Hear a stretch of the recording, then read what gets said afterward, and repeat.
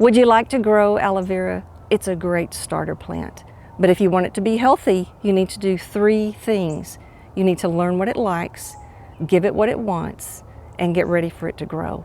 Let's get started. The best way to learn about what a plant likes is to learn about its home environment, where it's native. And for the aloe vera, that is South Africa and the Arabian Peninsula. It's a desert there. It's hot, it's dry, and the rain is very unpredictable. The soil is sandy and rocky. There's very few nutrients in that soil. And the temperature is about 55 degrees in winter and 85 in the summer.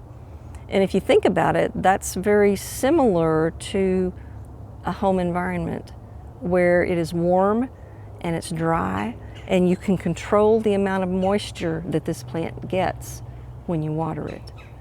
So aloe vera is ideal in the home environment. It can take some direct sunlight, but it actually prefers the shade. It's perfect in a window where it gets indirect bright light. That's where it thrives the best. Now let's take a look at the plant. The leaves of this plant are fat and stiff, and they're filled with moisture. It is a succulent like a cactus, and it lives off of the moisture in the leaves. And what that means is that, yes, it likes it dry, but too much water will actually kill your aloe vera. If you let it sit in damp soil for too long, it will actually rot, and it will do it very quickly. So it's much better to err on the side of being too dry than it is to err on the side of being too wet. When this plant is completely dry and there's no moisture at all in the soil, it thrives on the moisture inside the leaves of the plant.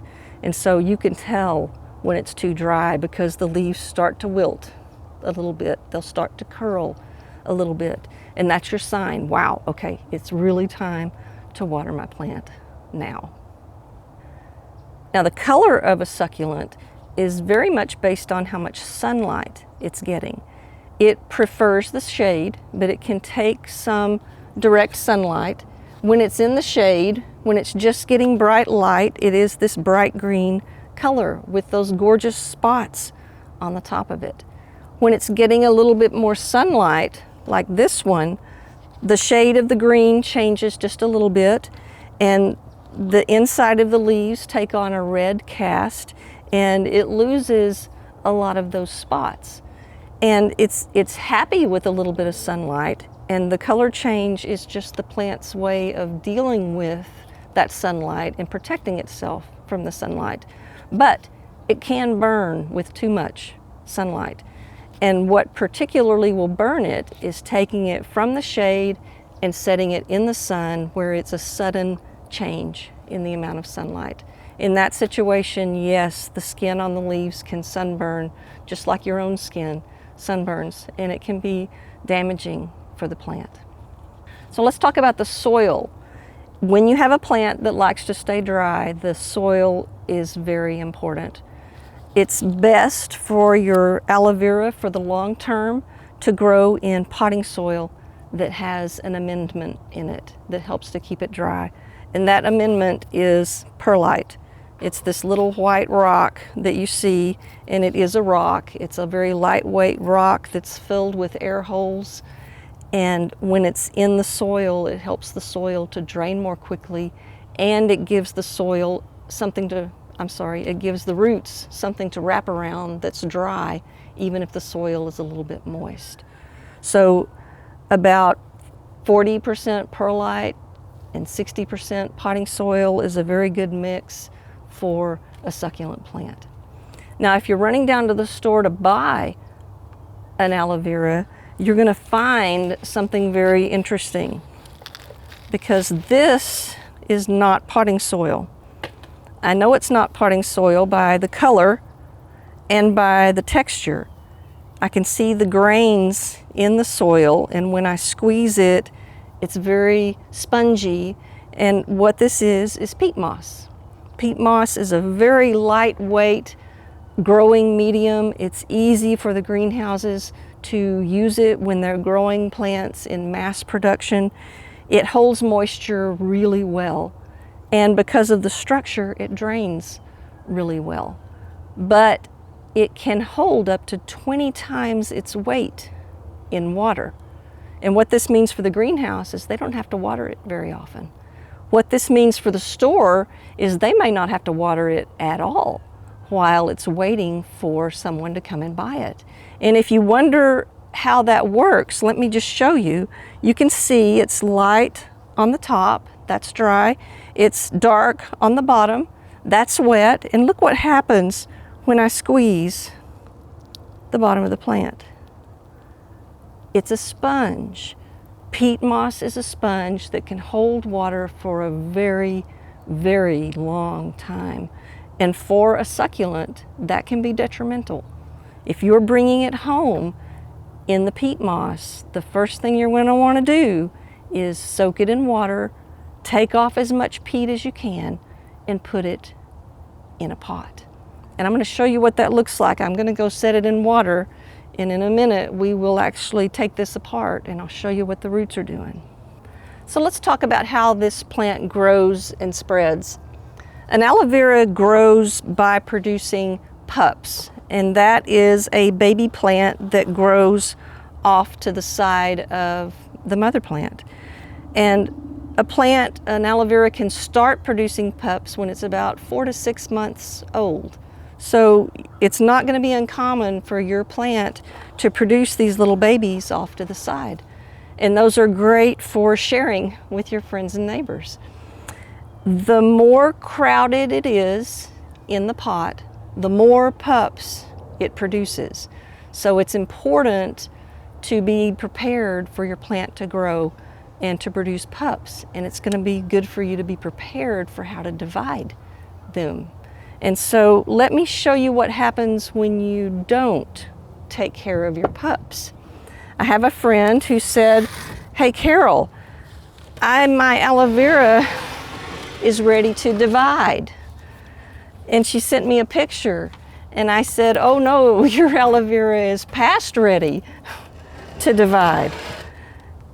So you can see it is very, very crowded in this pot, to the point that some of them are actually growing outside the pot trying to escape because they have completely outgrown their situation.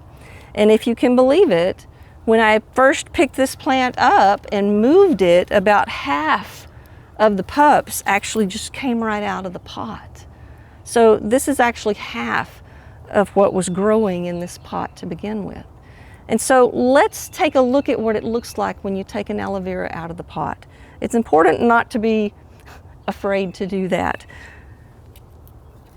And so I'm just gonna,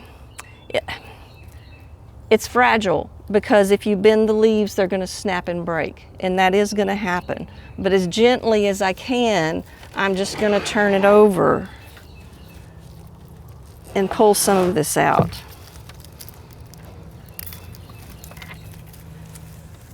Like that. So this is a fully grown pup that has matured in the pot and grown outside of the pot, and there's just no room for it to produce its own pups. And so you see roots that are not very happy because there's no room in the pot. They just kind of break off, and that's just because there's no room for it to grow. But there are some healthy roots, especially up toward the top. There are healthy roots ready to grow. It just needs some soil to grow in. Now the dry part, these are leaves that have dried up, and this is a normal part of the aging process for an aloe vera, and you can just peel the leaves off. It will have a dry stalk, and it will just gradually get taller and taller. But what we find with the aloe vera is that underneath these dried leaves, there are root buds. So if we harvest this aloe vera and we get rid of all these dead leaves, we can actually bury it into the soil, and it will take root from those buds, and it won't be such an awkward shape for the plant with this long stalk sticking up. Now it's a tough leaf And you want to use nippers if it's not ready to come off. You just use some sharp, clean nippers, and you can get rid of those dead leaves.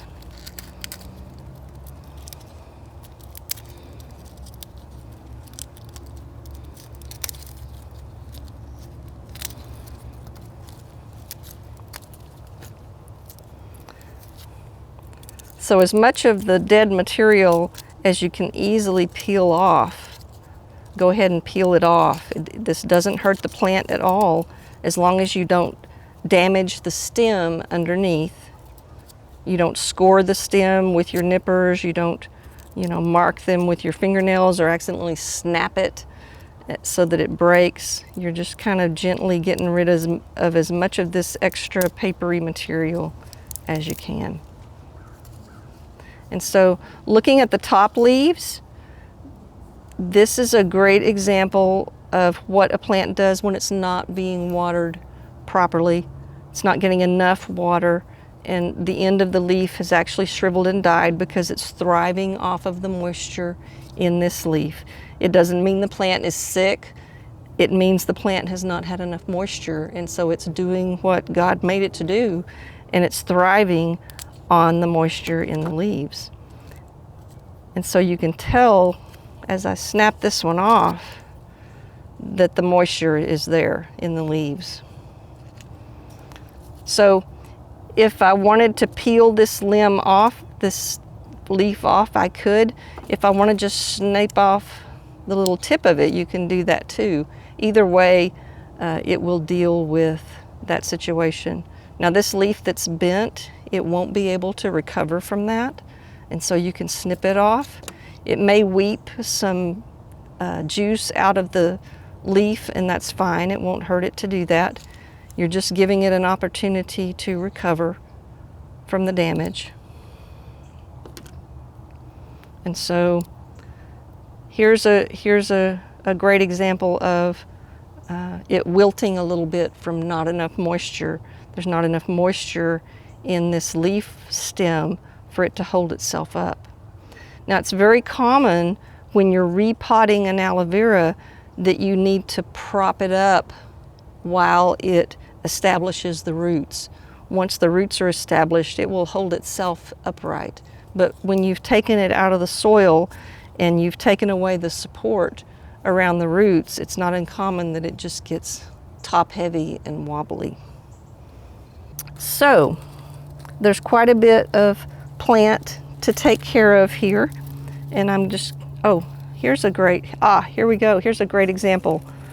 The pups actually grow off of the root of the mother plant, and eventually that root will disconnect itself and it will grow free from the mother plant. But there's a pup here and there's a pup here, and you notice that this pup is growing roots, and it's easy to just snip that little pup off, stick it in the dirt, and let it grow. Now it's looking kind of sad because it hasn't had room to grow, and because it's looking so sad, it's kind of doubtful that this one will actually recover from being so crowded in the pot.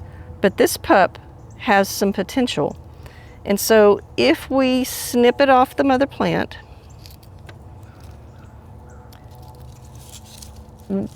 what happens with a succulent is when you damage it, it grows a callus where it's been damaged, and then it grows roots out of that callus. So when you are dealing with succulents and when you are repotting them and causing some damage to the roots, what you do is actually leave it out in the air for 24 to 48 hours. I'm actually going to set this on the counter and leave it for a couple of days. And during that time, the damaged part will grow a callus, and then from that callus, it can grow roots. So here we are with our aloe vera growing in peat moss, and once the peat is wet, it breaks away fairly easily. And so what you want to do is just gently break away as much of that peat moss as you can without tearing away too many roots. Now we won't be able to get all of the peat moss away from the roots, but we can get most of it. And you want to carefully support the plant while you do this, because you can really break it off right at the base of the plant. The stem can snap, and if that happens, the plant likely will not recover. And when you get down to the roots, you just kind of gently dig into the center of it. Usually the roots grow around the edges, and then there's more soil in the center that will just fall right out. And if you break some of the roots, it will recover. You just want to not break any more than you absolutely have to. And with a healthy aloe vera, you'll notice a pungent odor in the roots. All right, so I have a little cup hollowed out in the center, and so I have my potting soil. And because this is peat moss, you want to have a little bit of peat moss in your potting soil. It will help the soil to adapt in the pot if you have a little bit of the peat moss, and you can actually take that peat moss and mix it in with your potting soil. But keep in mind to balance that peat moss with the perlite so it will continue to drain. And you want to make a little mound in the pot and set that little cup on top of that mound and support your plant really well. Be sure it's firmly seated. You don't want to have a big air pocket around the roots. And then just very gently fill in around your plant. So with the succulent, you want the soil to be very light and airy. You don't want to pack it around your plant, but you do want to have it firm enough to hold the plant in place. Now I can tell you this is going to be a top-heavy plant for a while, and I may actually need to put a stick or two in here to prop the plant up on if it can't hold itself up. And I'm just going to do a little bit of testing here. It's doing okay without any pressure, but I suspect if I move this pot very much, it's just going to lay right over on the soil. So I'm actually going to get a couple of sticks and put in on each side of it to support the plant. And once those roots have taken off and started growing again, it will hold itself up. It will create its own structure to hold itself upright. Now, I've had a lot of soil around this plant and it's been wet, and I can tell looking down in here that there's peat moss, there's wet dirt in between the leaves, and that will cause a rot situation. There are several different tools you can use, but I can't find my big paintbrush right yet, so I'm going to use this little one. But you brush that off quite a bit. That way you don't have damp soil sitting down in the crevices of the plant, creating a situation that could cause rot. Now, I am going to let this plant sit for a week at least, and I'm not going to water it. I want it to be dry. I want it to have a chance for all of the little breakages to callus and to begin to recover, and it's not going to do that if the soil is damp. And because that peat moss around the roots was damp to begin with, I may give this a couple of weeks before I water it again.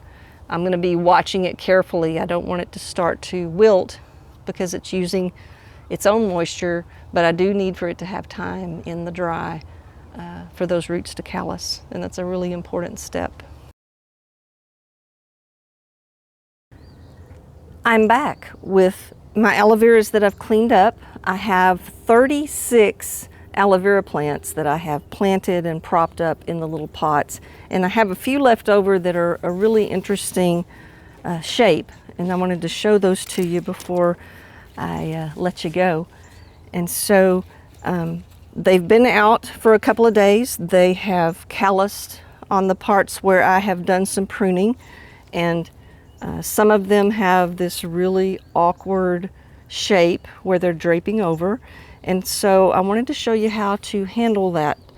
I have a pot, and this is actually my friend's pot. This will actually go back to her with some of the aloe veras planted in them. And I'm just going to gently seat this one in the soil.